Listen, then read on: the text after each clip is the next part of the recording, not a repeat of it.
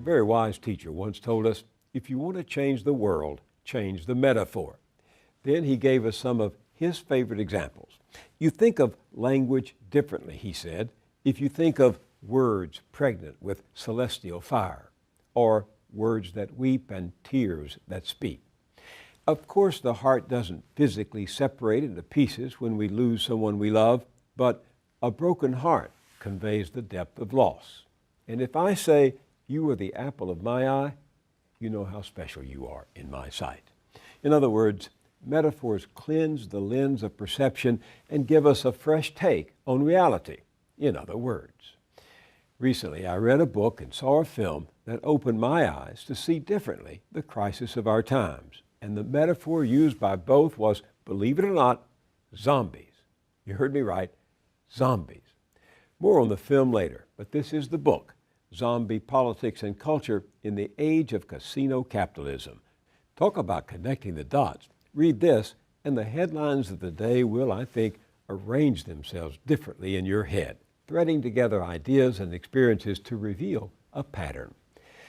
The skillful weaver is Henry Giroux, a scholar, teacher, and social critic with seemingly tireless energy and a broad range of interests. Here are just a few of his books: America's Education Deficit and the War on Youth, Twilight of the Social, Youth in a Suspect Society, Neoliberalism's War on Higher Education.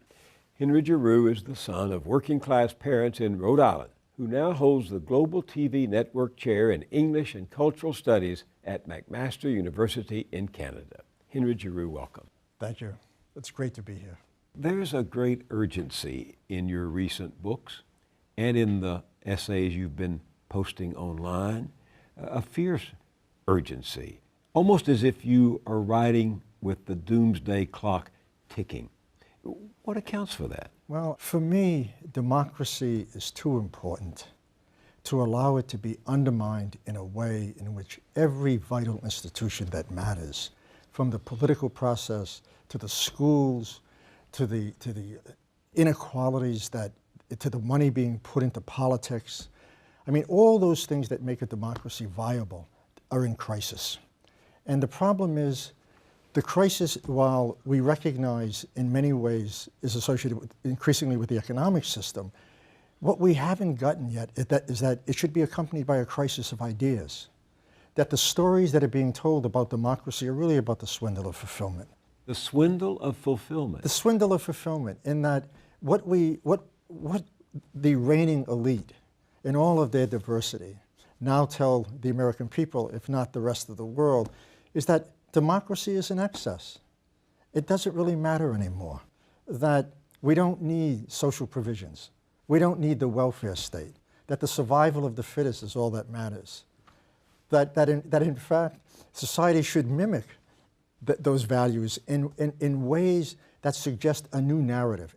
I mean, you have a consolidation of power that is so overwhelming, not just in its ability to control resources and drive the economy and redistribute wealth upward, but basically to provide the most fraudulent definition of what a democracy should be. I mean, the notion that profit-making is the essence of democracy, the notion that economics is divorced from ethics, the notion that the only obligation of citizenship is consumerism, the notion that the welfare state is a pathology, that any form of dependency basically is disreputable and needs to be attacked. I mean, this is a vicious set of assumptions. Are we close to equating democracy with capitalism? Oh, I mean, I think that's the biggest lie of all, actually. The biggest lie of all is that capitalism is democracy. We have no way of understanding democracy outside of the market, just as we have no understanding of how to understand freedom outside of market values. Look, explain that. What do you mean outside of market values? I mean, you know, when Margaret Thatcher married Ronald Reagan, metaphorically, two things happened. One, there was this assumption that the government was evil, except when it regulated its power to benefit the rich. So it wasn't a matter of smashing the government, as Reagan seemed to suggest. It was a matter of rearranging it and reconfiguring it so it served the wealthy, the elites, and the corporate, of course, you know, those who run mega corporations. But Thatcher said something else that's particularly interesting in this discussion. She said there's no such thing as society. There are only individuals and families. And so what we begin to see is the emergence of a kind of ethic, a survival of the fittest ethic, that legitimates the most incredible forms of cruelty, that seems to suggest that freedom in this discourse of getting rid of society, getting rid of the social, that discourse is really only about self-interest, that possessive individualism is now the only virtue that matters. So freedom, which is essential to any notion of democracy, now becomes nothing more than a matter of pursuing your own self-interest. No society can survive under those conditions. So what is society? When you use it as an antithesis to what Margaret Thatcher said, what do you have in mind? What's the metaphor? I have in mind a society in which the wealth is shared, in which there is a mesh of organizations that are grounded in the social contract, that take seriously the mutual obligations that people have to each other. But more than anything else, I'm sorry, but I want to echo something that FDR once said. When he said that, you not only have to have personal freedoms and political freedoms, the right to vote, the right to speak, you have to have social freedom. You have to have the freedom from want, the freedom from poverty, the freedom that comes with a lack of health care. Getting ahead cannot be the only motive that motivates people. You have to imagine what a good life is. But agency, the ability to do that, to have the capacity to basically be able to make decisions and learn how to govern and not just be governed. As a citizen. As a citizen. A citizen is a moral agent. A citizen is a political and moral agent who in fact has a shared sense of hope and responsibility to others and not just to him or herself. Under this system, democracy is basically like the lotto. You go in, you put a coin in, and if you're lucky, you win something. If you don't, then you become something else. So then why? When I talk about the urgency in your writing, your forthcoming book opens with this sentence: America is descending into madness. Now, don't you think many people will read that as hyperbole? Sometimes in the exaggerations there are great truths. And it seems to me that what's unfortunate here is that's not an exaggeration. Well, madness can mean several things. It can mean insanity, it can mean lunacy, but it can also mean folly, foolishness. Look at that craziness over there. Which do you mean? I mean it's certainly not just about foolishness. It's about a kind of lunacy in which people lose themselves in a sense of power and greed and exceptionalism and nationalism in ways that so undercut the meaning of democracy and the meaning of justice that you have to sit back and ask yourself, how could the following, for instance, take place?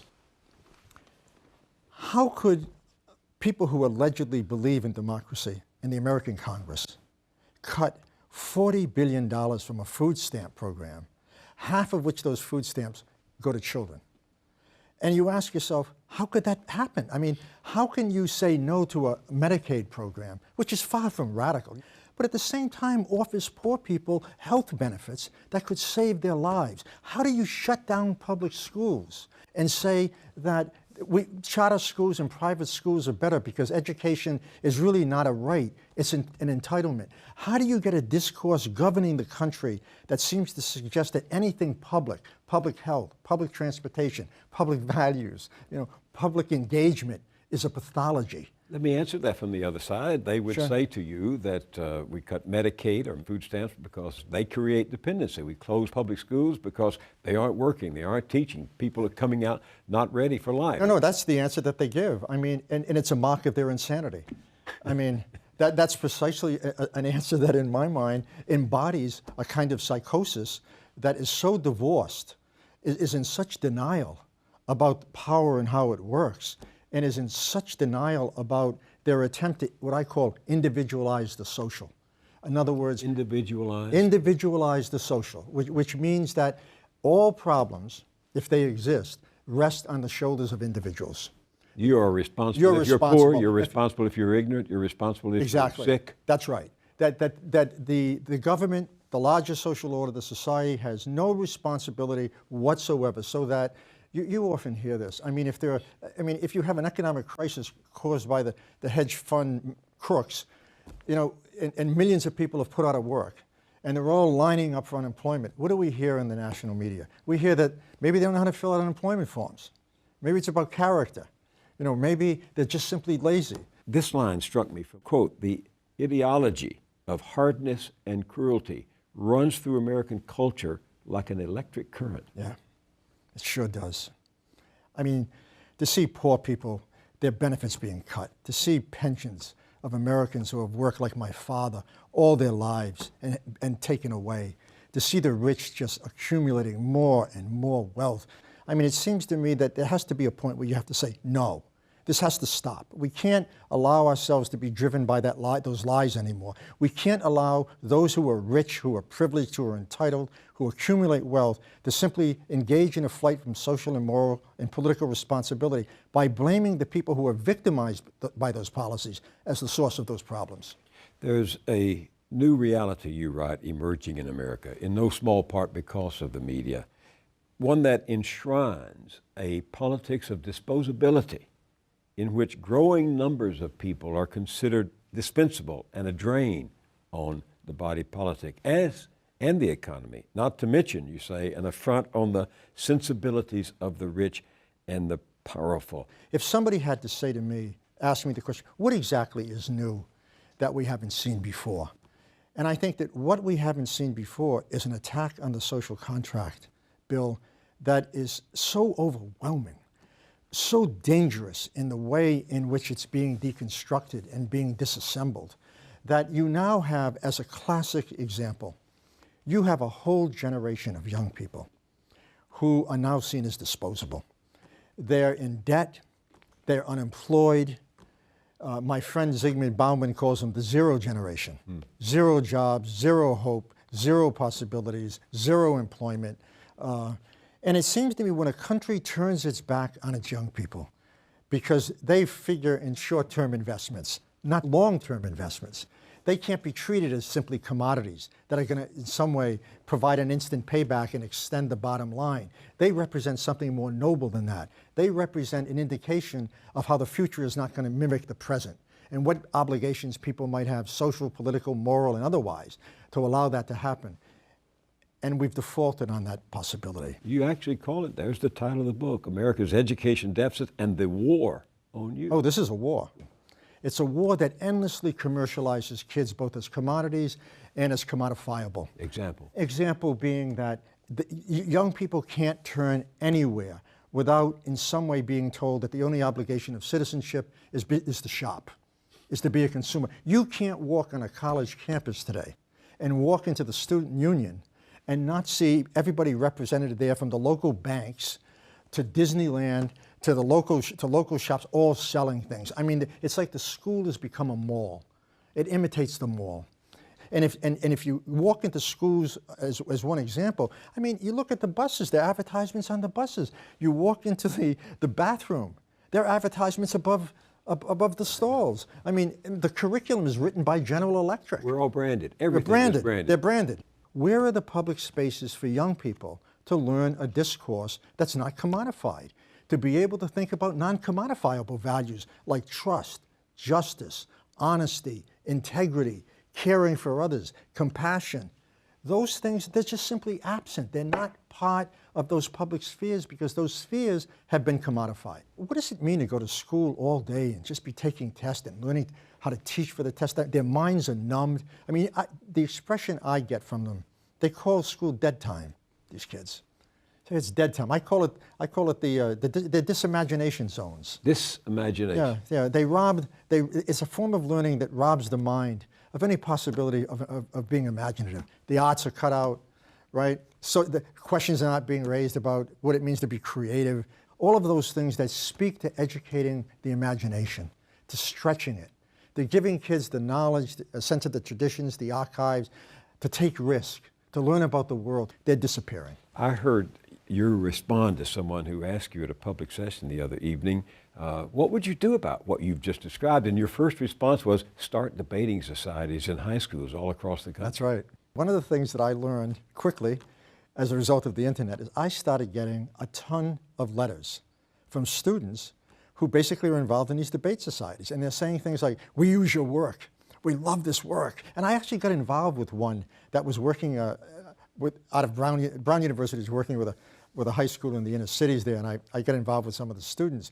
But then I began to learn as a result of that involvement that these were the most radical kids in the country. I mean, these were kids who embodied what a critical public sphere meant. They were going all over the country, different high schools, working class kids, no less, debating major issues and getting so excited about, in many ways, winning these debates, but doing it on the side of something they could believe in. And I thought to myself, wow, here's a space where you're going to have a whole generation of kids who could be actually engaging in debate and dialogue. Every working class urban school in this country should put its resources as much as possible into a debate team. My favorite of your many books is this one, Zombie, Politics, and Culture in the Age of Casino Capitalism.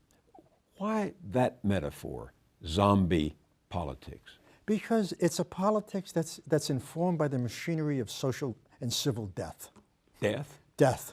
It's a death machine. It's a death machine because, in my estimation, it does everything it can to kill any vestige of a robust democracy. It turns people into zombies, people who are so caught up with surviving that they become like the Walking Dead. You know, they lose their sense of agency. I mean, they lose their homes, they lose their jobs. So this zombie metaphor actually operated at two levels. I mean, at one level, it spoke to people who have no visions, who exercise a form of political leadership that extends the politics of what I call war and the machineries of death, whether those machineries are at home or abroad, whether they're about the death of civil liberties or they're about making up horrendous lies to actually invade a country like Iraq. So this zombie metaphor is a way to sort of suggest that democracy is losing its oxygen. You know, it's losing its vitality, that we have a politics that really is about the organization of the production of violence. It's losing its soul, it's losing its spirit, it's losing its ability to speak to itself in ways that would expand the human spirit and the human possibility for justice and equality. Because we don't think of zombies as having souls. They don't have souls. Right. They're driven by lust. By lust. The lust for money, the lust for power. Well, that's, I guess, why you mix your metaphors, because you talk about casino, capitalist, zombie politics, which you say in the book shapes every aspect of society. Yeah, at the current moment. This is what's... How so? Well, first, let's begin with an assumption. This casino capitalism, as we talk about it, right? One of the things that it does, that it hasn't been done before, it doesn't just believe it can control the economy. It believes that it can govern all of social life. That's different. That means it has to have its tentacles into every aspect of everyday life. Everything from the way schools are run, to the way prisons are outsourced, to the way the financial services are run, to the way in which people have access to health care. It's an all-encompassing, it seems to me, political, cultural, educational apparatus. And it basically has nothing to do with expanding the meaning and the substance of democracy itself. What it has to do is expanding what it means to get a quick return, what it means to take advantage of a kind of casino logic in which the only thing that drives you is to go to that slot machine and somehow get more. Just pump the machine, put as much money in as you can into it, and walk out a rich man. That's what it's about.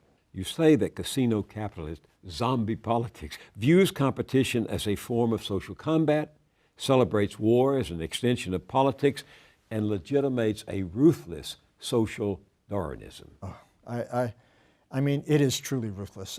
I mean, imagine yourself on a reality TV program called The Survivor. You and I, we're all that's left.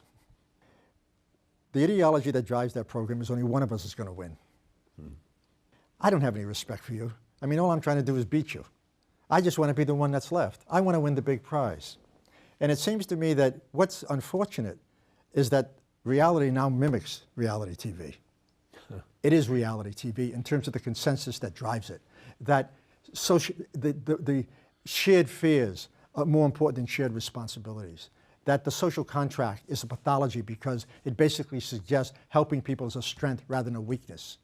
It believes that social bonds, not driven by market values, are basically bonds that we should find despicable. But even worse, in this ethic, the market has colonized pleasure in such a way that violence, in many ways, seems to be the only way left that people can actually experience pleasure, whether it's in the popular medium, whether it's in the way in which we militarize local police to become SWAT teams that actually will break up poker games now in full gear, or give away surplus material equipment to a place like Ohio State University who got an armored tank. I mean, I guess I'm wondering, what does it mean when you're on a campus and you see an armored tank owned by the university police? I mean, everything is a war zone. You know, Senator Graham, Lindsey Graham, he said in talking about the terrorist laws, you know, these horrible, you know, laws that are being put into place in which Americans can be captured, they can be killed, and, you know, the kill list, all of this. He basically says everybody's a potential terrorist. I mean, so that what happens here is that this notion of fear and this fear around the notion of security that is simply about protecting yourself, not about social security, not about protecting the commons, not about protecting the environment, turns everybody into a potential enemy. I mean, we cannot mediate our relationships, it seems, any longer in this culture in ways in which we would suggest and adhere to the notion that justice is a matter of caring for the other, that compassion matters. So this is why you write that America is no longer recognizable as a democracy. No. Look, as the social state is crippled, as the social state is in some way robbed, hollowed out, and robbed of its potential and its capacities, what takes its place? The punishing state takes its place.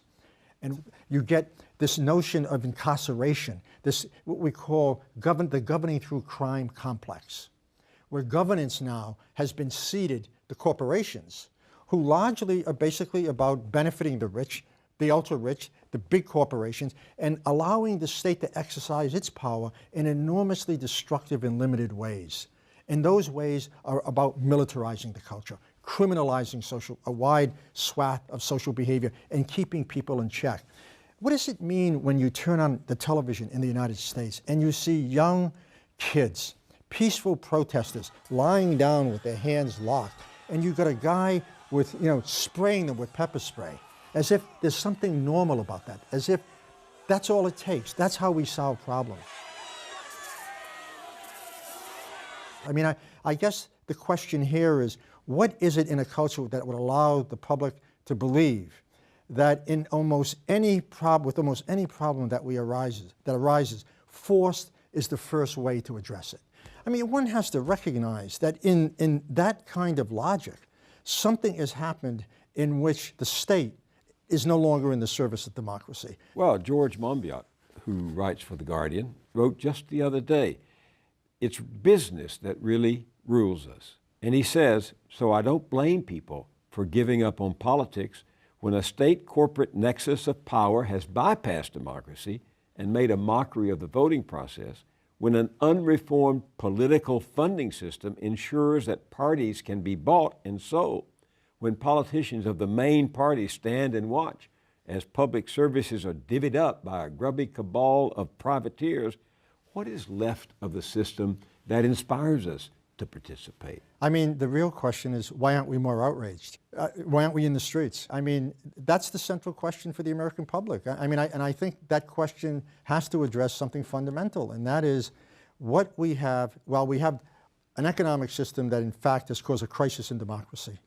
What we haven't addressed is the underlying consensus that informs that crisis.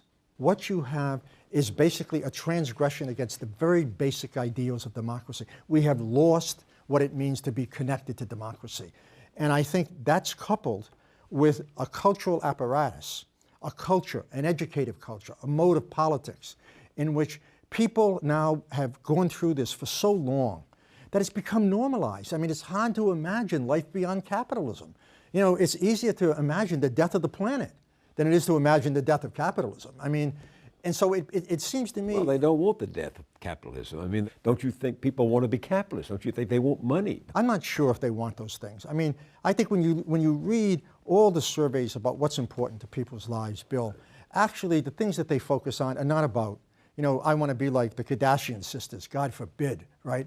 I mean, I think that what they say, we want decent education for our kids. We want, you know, real health care. I mean, we want a sense of equality in the country. We want to be able to control the political process so that we're not simply nameless and invisible and disposable. I mean, they want women to be able to have the right to have some control over their own reproductive rights. I mean, they're talking about gay rights being a legitimate pursuit of justice. And I think that what is missing from all of this are the basic, are those alternative public spheres, those cultural formations, what I call a formative culture that can bring people together and give those ideas, embody them in both a sense of hope, a vision, and the organizations and strategies that would be necessary, at the very least, to start a third party, at the very least. I mean, to start a party that is not part of this establishment, to reconstruct a sense of where politics can go. Well, you're right that the liberal center has failed us. And for all of its discourse of helping the poor, of addressing inequality, it always ends up on the side of bankers and finance capital. Right. Are you talking about Obama? I'm talking about what you say. I know. No, you do, but I must be fair and say that you go on in that same chapter of one of these books to say, isn't it time we forget trying to pressure Obama to do the right thing? Obama, to me, is symptomatic of the liberal center. But the issue is much greater than him. I mean, the issue is a system that is entirely broken. It's broken.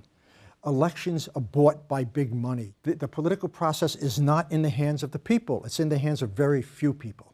And it seems to me we have to ask ourselves, what kind of formative culture needs to be put in place in which education becomes central to politics, in which politics can be used to help people to be able to see things differently, to get beyond this system that is so closed, so powerfully normalized. I mean, the right, since the 1970s, has created a massive cultural apparatus, a slew of anti-public intellectuals.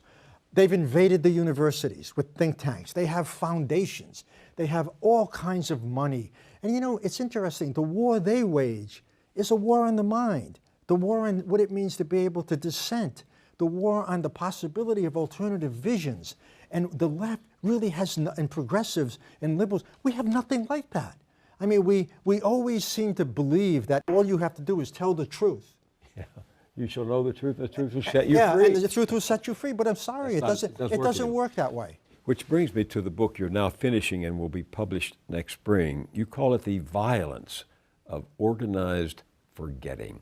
What are we forgetting?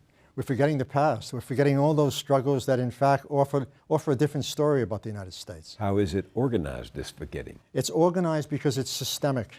It's organized because you have people controlling schools who are deleting those histories and making sure that they don't appear. In Tucson, Arizona, they banished ethnic studies from the curriculum. This is the disimagination machine. That's the hardcore element. The suffocation of imagination. The suffocation of imagination. And we kill the imagination by suggesting that the only kind of rationality that matters, the only kind of learning that matters, is utterly instrumental, pragmatist. So what we do is we collapse education into training. And we end up suggesting that not knowing much is somehow a virtue. And I think what's so disturbing about this is not only do you see it in the popular culture where the lowest common denominator now drives that culture, but you also see it coming from politicians who actually say things that suggest something about the policies they'd like to implement. I mean, I know Rick Santorum is kind of an obvious figure, but when he stands up in front of a body of Republicans and he says, the last thing we need in the Republican Party are intellectuals. And I think it's kind of a template for the sort of idiocy that increasingly now dominates our culture. What is an intellectual? The atmosphere has been so poisoned, as you know, by what you've been describing, that many people bridle when they hear the term intellectual or presume. I think intellectuals are, and there are two ways we can describe intellectuals. In the most general sense, we can say intellectuals are people who take pride in ideas. they work with ideas. I mean, they believe that ideas matter. They believe that there's no such thing as common sense, good sense or bad sense, but reflective sense. That ideas offer the framework for what gives us agency, what allows us to read the world critically, what allows us to be literate, what allows us to be civic. Literacy, civic literacy may be in some ways the high point of what it means to be an intellectual. Because it suggests that how we learn, what we learn, and what we do with the knowledge that we have is not just for ourselves. It's for the way in which we can expand and deepen the very processes of democracy in general and address those problems and anti-democratic forces that work against it. Now, some people make a living as a result of being intellectuals. But there are people who are intellectuals who don't function in that capacity. They're truck drivers, they're workers. I grew up in a working class neighborhood. The smartest people I have ever met were in that neighborhood. We read books. We went to the library together. We drank on Friday nights. We talked about Gramsci. We drove to Boston. Gramsci being the Italian philosopher. The Italian philosopher. I mean, pessimism of the intellect and optimism of the will. Right. Right. I mean, you see the world as it is, but then you act as if you can change the world. Exactly. I mean, we tried to find ways to both enliven the neighborhoods we lived in, but at the same time, we knew that that wasn't enough. That there was a world beyond our neighborhood. And that world had all kinds of things for us to learn. And we were excited about that. I mean, we drank, danced, and talked. That's what we did. And I assume there were some other more private activities. And there was more private activity. You know, you are a buoyant man, and yet you describe what you call a shift away from the hope that accompanies the living to a politics of cynicism and despair. Yeah. What leads you to this? What leads me to this is something that we've mentioned earlier, and that is when you see policies being enacted today that are so cruel and so savage, wiping out a generation of young people, trying to eliminate public schools, eliminating health care, putting endless percentage of black and brown people in jail, destroying the environment, and there's no public outrage. There aren't people in the streets. You know, you have to ask yourself, has this market mentality, is it so powerful and that it's become so normalized, so taken for granted, that the collective imagination has been so stunted that it becomes difficult to challenge it anymore? And I think that leads me to despair somewhat. But I've always felt that in the face of the worst tyrannies, people resist. They're resisting now all over the world. And it seems to me history is open. I believe history is open. I don't believe that we have reached the finality of a system that is so destructive that all we have to do is look at the clock and say, 1 minute left. I don't believe in those kinds of metaphors. We have to acknowledge the realities that bear down on us. But it seems to me that if we really want to live in a world and be alive with compassion and justice, then we need educated hope. We need a hope that recognizes the problems and doesn't romanticize them, and also recognizes the need for a vision, for social organizations, for strategies. We need institutions that provide the formative culture that give voice to those visions and those ideas. You've talked elsewhere, or written elsewhere, about the need for a militant, far-reaching social movement to challenge the false claims that equate democracy and capitalism. Now, what do you mean, militant and far-reaching social movement? I mean, what we do know, we know this. We know that there are people working in local communities all over the United States around particular kinds of issues, whether it be gay rights, whether it be the environment, whether it be, you know, the Occupy movement helping people with Hurricane Sandy. We have a lot of fragmented movements. And I think we probably have a lot more than we realize because the press gives them no visibility, as you know. So we don't really have a sense of the degree to which how pronounced these really are. I think the real issue here is, you know, what would it mean to begin to do at least two things, to say the very least. One is to develop cultural apparatuses that can offer a new vocabulary for people, where questions of freedom and justice and the problems that we're facing can be analyzed in ways that reach mass audiences in an accessible language. We have to build the formative culture. We have to do that. Secondly, we've got to overcome the fractured nature of these movements. I mean, the thing that plagues me about progressives in the left and liberals is they're all sort of ensconced in these fragmented movements that seem to suggest those movements constitute the totality of the system of oppression that we're facing, and they don't. Look, we have technologies in place now in which students all over the world are beginning to communicate with each other because they're realizing that the punishing logic of austerity has a certain kind of semblance, that a certain normality that in common ground that is affecting students in Greece, students in Spain, students in France. And in this country. And in this country. And it seems to me that while I may be too old to in any way begin to participate in this, I really believe that young people have recognized that they've been written out of the discourse of democracy, that they're in the grip of something so oppressive, it will take away their future, their hopes, their possibilities, and their sense of the future will be one that is less than what their parents had imagined. And there's no going back. I mean, this has to be addressed, and it will take time. They'll build the organizations, they'll work with the new technologies, and hopefully they'll have our generation to be able to assist in that. But it's not going to happen tomorrow, and it's not going to happen in a year. You have to plant seeds. You have to believe that seeds matter, but you need a different vocabulary and a different understanding of politics. Look, the right has one thing going for it that nobody wants to talk about. Power is global, and politics is local. They float. They have no allegiance to anyone.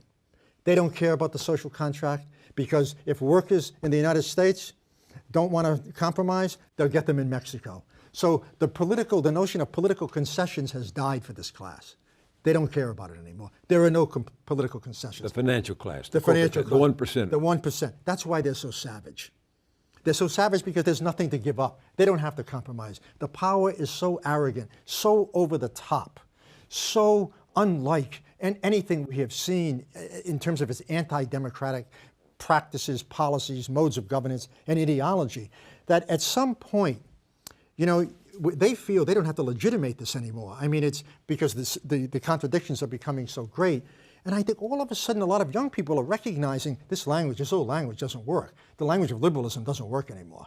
Let's just reform the system, let's work within it, let's just run people for office. My argument would be you have 1 foot in and you have 1 foot out. I'm not willing to give up the school board. I'm not willing to give up all forms of electoral politics.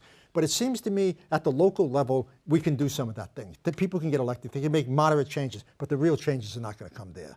The real changes are going to come in creating movements that are long-standing, that are organized, that basically take questions of governance and policy seriously and begin to spread out and become international. That is going to have to happen. But here's the contradiction I hear in what you're saying, that if you write about a turning toward despair and cynicism in politics, can you get movements out of despair and cynicism? Can you get people who will take on the system when they have been told that the system is so powerful and so overwhelming that they've lost their, as you call it, moral and political agency? Let me put it this way.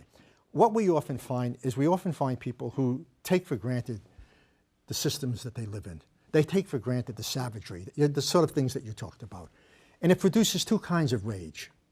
It produces an inner rage in which people blame themselves. It's so disturbing to me to see working class, middle class people blaming themselves when these bankers have actually caused the crisis. That's the first issue. Then you have another expression of that rage, and that rage blames blacks. It blames immigrants. It blames young people. It says about youth, it says youth is not in trouble, they're the problem. And so all of a sudden that rage gets displaced. The question is not the question is not just where's the outrage. The question is how do you mobilize the rage in ways in which it's not self-defeating and in ways in which it doesn't basically be used to scapegoat other people. That's an educational issue. That should be at the center of any politics that matters. One of your intellectual mentors, the philosopher Ernst Bloch, said we must believe in the principle of hope. And you've written often about the language of hope. What does that mean, the principle of hope and the language of hope, and why are they important as you see it in creating this new paradigm, metaphor that you talk about? I mean, hope to me is a metaphor that speaks to the power of the imagination. I don't believe that anyone can be involved in politics in a progressive way if they can't understand that to act otherwise, you have to imagine otherwise. What hope is predicated on is the assumption that life can be different than it is now. But to be different than it is now, rather than romanticizing hope and turning it into something Disney-like, right, it really has to involve the hard work of A, recognizing the structures of domination that we have to face, B, organizing collectively and somehow to change those, and C, believing it can be done, that it's worth the struggle. If struggles are not believed in, if people don't have the faith to engage in these struggles, and that's the issue. I mean, that working class neighborhood that I talked to you about in the beginning of the program, I mean, it just resonates with such a sense of joy for me, this sense of solidarity, sociality. And I think all the institutions that are being constructed under this market tyranny, this casino capitalism, is just the opposite. It's like that image of all these people at the bus stop, right? And they're together, but they're alone. They're alone.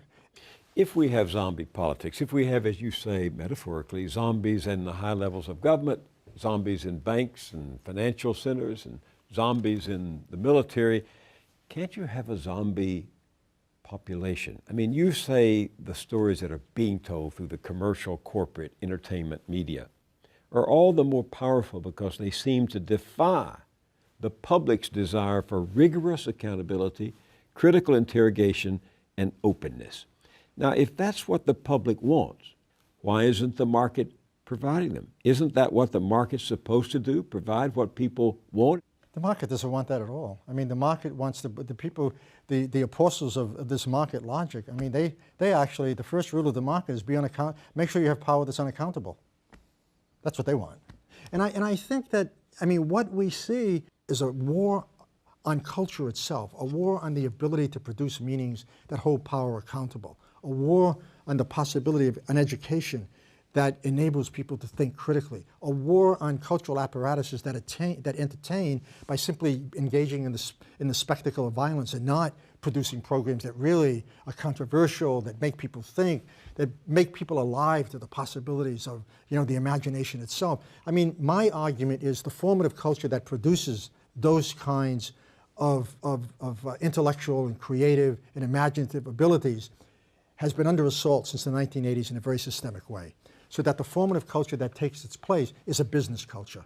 It's a culture run by accountants, not by visionaries.